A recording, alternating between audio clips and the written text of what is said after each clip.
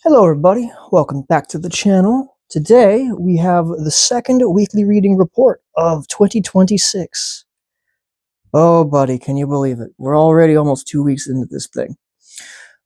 This week on the program I have notes of Trusting My Guts, Crushing It, the first DNF of 2026, and we have a new segment on the broadcast. We're going to start out as always with a check-in on our Read What You Own challenge that we're doing.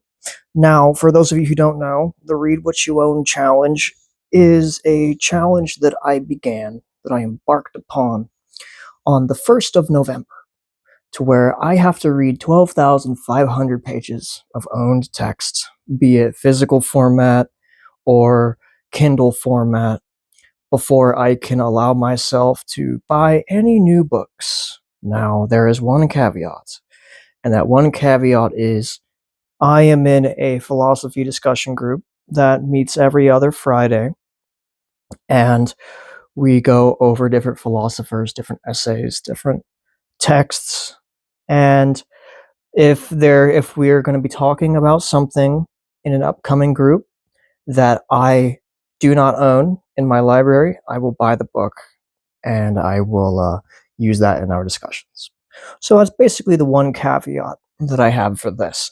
Here since last week, we have read an additional 1,389 pages of owned text, which is ridiculous. It beats last week's already ridiculous page count by nearly 80 pages.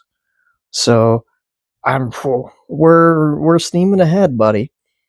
This brings us to a total of 9,827 pages of our 12,500 page goal.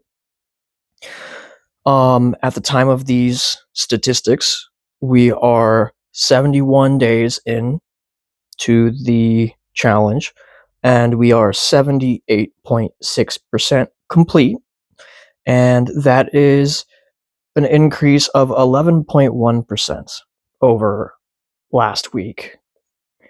We are 7.6 days ahead of the schedule that I set for myself, which was 1% per day, which equates out to 125 pages a day. I have, in these last 2 weeks especially, been able to, instead of, as I was saying a couple weeks ago, treading water, being right around the same amount, or maybe even a little bit lower, we're a solid week ahead right now. So we'll see what we have to do with that here in a little bit later. Now it's time for the newest little segment that I'm putting in here, which I am calling the Literary Diversity Checkpoint. This may become a monthly thing, but I like having it as weekly for now. It's 3 simple questions. Did I read any poetry? Did I read any short stories? And did I read any articles or chapters from a non-fiction book? I want to be able to check yes on every single one of these. Some people would do it every single day. I would like to do it every single day, but I've got such a backlog of novels that I need to get through that as for now, this is only going to be a weekly thing. Let's see, poems. Did I read any poems? Yes, I read one poem, and it was the first poem from the second half of 60 Odd by Ursula K. Le Guin. Did I read any short stories? Yes, I did. I read 3 short stories by Dino Buzzati. Did I read any articles or non-fiction chapters? No, I did not. And I will be fixing this. You'll hear about that a little bit later. Moving forward, I might think about doing some punishment, quote unquote, type thing for if I don't answer all of these with a yes. But for now, being that this is the first week that I'm putting this segment in here, and I just thought of the segment when I started to make the notes, so I wasn't conscious that this was going to be a requirement while the week was actually going on. This week, I'm going to let it slide. Now, let's go ahead and move into what did I finish reading. The first thing that I finished reading pretty early on in the week was I finished Boy's Life by Robert McCammon. This is much less horror than I was expecting it to be. I don't really know if I would even consider this as horror. Since I finished this, I've been considering tearing it off of the horror shelf and putting it onto just like the literature shelf, which is this one here. That's not me saying it's bad. It's very good. It's a very good book. The relationship between the father and the son, and this is excellent. It goes into a bit of like a small town crime thriller type thing, almost like it kind of made me think of Mystic River by Dennis Lehane. Not really in the story, but in like the tone and the setting of it. And I really appreciate that a lot. It's excellently written. The prose is easy and accessible, yet it's intelligent. If you want something that's really going to make you think about Texas and something that's very authentic to Texas. I've never been to Texas, but everyone who has been and has read this book says that, yeah, that's it, because you could really feel the heat coming off the pavement and just what's going on. You can feel dust in the air, and it's really, really, really good. Immediately on the heels of Boy's Life, I read The Third Policeman. I had never really heard of this before I picked it up and before I read it. There was some YouTube video, I think.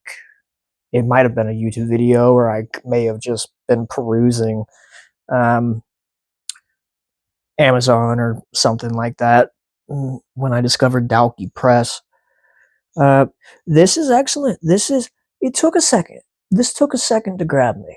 You know, it's only 200 pages long or so. And I was thinking I was going to really, really like it from the very beginning, and I got a little bit scared in the beginning because I didn't immediately love it. And this seems to be the case for me and absurdist novels a lot of the time, is that the back half is where it personally hooks me. This starts to get really metaphysical and super philosophical. It reminded me a lot of like the PKD style absurdity mixed with a bit of almost like a Douglas Adams. This is definitely ensured its spots on the shelf of like eventually reread this because you'll enjoy it, and you'll probably enjoy it more. After the booming success of The Third Policeman, I decided to pick up something that I thought would continue that success, and that was The Letter Killers Club by, say it with me, Sigismund Krzyzanowski, I think. This was the DNF. This is a 120-page book. I got halfway into it. It's completely overwritten. There's like rants and monologues on like critiquing people who critique art. There's a lot of names that I don't necessarily get. There's a lot of like critique about scholars who critique Shakespeare and talking to me like I know what the fuck they're talking about, and I don't. I don't like paragraphs that are 2 pages long. If you like paragraphs that are 2 pages long, then this might be for you, but I shelved it. What I picked up after I put that down, and I did finish, and I loved it, I read the first big deluxe edition of Berserk. This is volumes 1 through 3 of Berserk. And the way that these are set up, it's like one of the big regular omnibus mangas, to where it's just regular, but everything's just extra huge. Look at that. This was very interesting immediately, and it took a second to get back into like the grimdark, following a protagonist who you actively kind of like definitely dislike because he's just a piece of shit. Guts is a piece of shit. Objectively, he's not a good dude. I don't like him. I don't like how he does shit. But he's such a brutal, crazy killing machine, and he's so good at it. And this art is so good. This art is so good, and I can really feel that this is going to be awesome. I don't own volume 2 of this, but I have volume 2 on loan. It's on a wait list or some. Yeah, I'll get it in like 4 weeks when it becomes available. And I'm very excited. I like this a lot. This is very good, and just like I knew it would be. I only read the one poem. It was the first poem in part 2 of 60 Odd by Ursula K. Le Guin. It was fine. It was very good. It wasn't amazing, but I thoroughly enjoyed it. Big long poem, the whole length of a page. We read an additional 3 Dino Buzzati stories. I'll be reading another one the second we get off this video and finish recording this. Most of these stories are only like 1 to 5 pages long. The first 2 of them were about 10 pages, a little bit longer. I'm starting to really be able to figure out Buzzati's writing style and his, not just his writing style, but like his tone of writing, because I started out reading his novel, The Tartar Steppe, which was actually my best book of the year last year. And every single one of these short stories feels very similar to that book so far, which is quite interesting. And I'm not complaining for a second. So the question remains, what am I reading now? So, I have begun reading The Terror by Dan Simmons.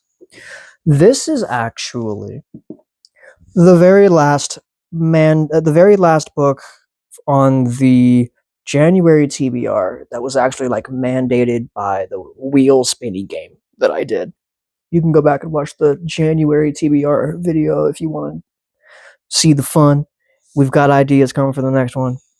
This is a horror story of the 1840s, 1850s Arctic naval exploration, looking to find the way through to the fabled Northwest Passage. And it goes very bad. And what the great thing about this that I really appreciate is there's not a whole bunch of lead up.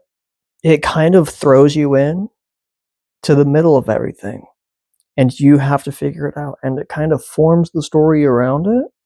I'm only 70 pages in, so I can't really speak too much on what it is.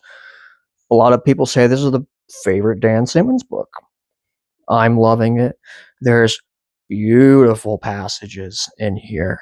The irony and the foreshadowing that I can feel coming on is so fantastic. Like, they have, for instance, there is the portrayal of these ships, these great huge ships setting off from harbor, and the people, it's like the Titanic movie that we've all seen, to where it's the send-off of the ship and this celebration and hooting and hollering and just, oh, this is all good omens and everything, and you just know this shit's gonna go so bad. It's gonna go so bad. That's everything I'm reading now. Let's talk about what I'm going to be reading next. Now, seeing as I'm like a week ahead of schedule on my reading what you own challenge here, I want to take a step back. I want to slow down.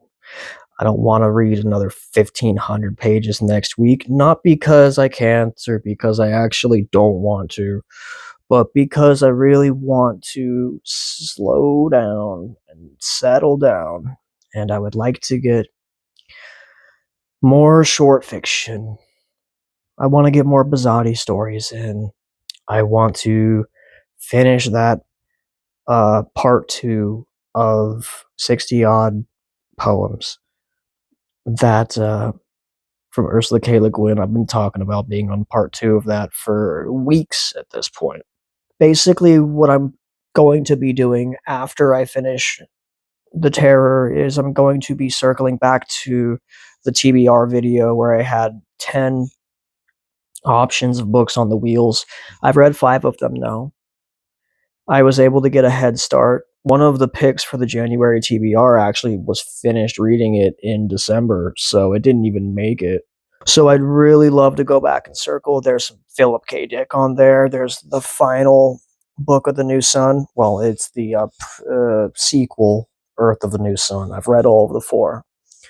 That one's on there. Blindsight's on there. There's good shit that I want to read. before I get absolutely stuck into the February TBR, which is likely going to have like no room for fucking anything in it. So we'll see. Now our look ahead into what is next week on the channel. What video are we getting next week?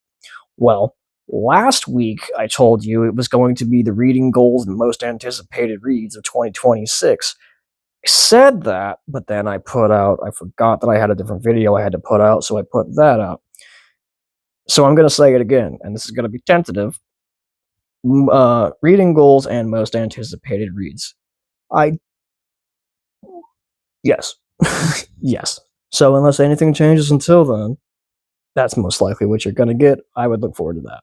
Now, with all of that aside, I want to bring us back around to Dino Buzzati. There's a short story that he published in 1942 called An Interrupted Story. This is a story about a man who is an author finding the beginning of a story that he wrote 10 years prior. And he's reading through this story on this page that is yellowed with time, trying to remember what he was thinking and trying to reimagine the story that was written in his head, that was started to be written on the paper, but then was interrupted for a series of 10 years. You were a flower when I saw you that first time, many years ago, and this story began. What happened? A pure, graceful flower, uncontaminated. You smiled at the world like a little fountain, and spring dreams fluttered lightly about you, caressing your eyes and lips. The sweet enchantment of youth still hadn't betrayed you. My God, what has happened? You used to sing like goldfinches at dawn, timidly turned towards the unknown happiness that was there waiting for you. Nothing of the sad world, not the slightest shadow, had fallen over you. And everything, even the most incredible tales, was possible that day, that brief day. It was beneath your window that the famous night would have stopped. You were a flower. But now, as I hear you again, I realize 10 years have passed. The old man by the door sways his head, accompanying the desolate song. He even smiles with foolish satisfaction. I see the cliffs all around, the pastures, woods, and finally the mountains. Icy shadows. Who remembers anything about the brigands? Who's heard any more talk of ghosts? The road is deserted. No one is approaching. There's no echo of a distant gallop, and it would have been pointless to wait. The air, yes, it still carries a dark, profound expectation. But for something else, at this point, something very different. Who knows what? Maybe the night has already passed through. Maybe he arrived a very long time ago and set out again in the opposite direction without even stopping. Of course, we shall never see him again. The old story died within me, but I didn't notice. It was broken off in the middle, and today's too late to start over. Let me know what you're reading down in the comments. Cheers.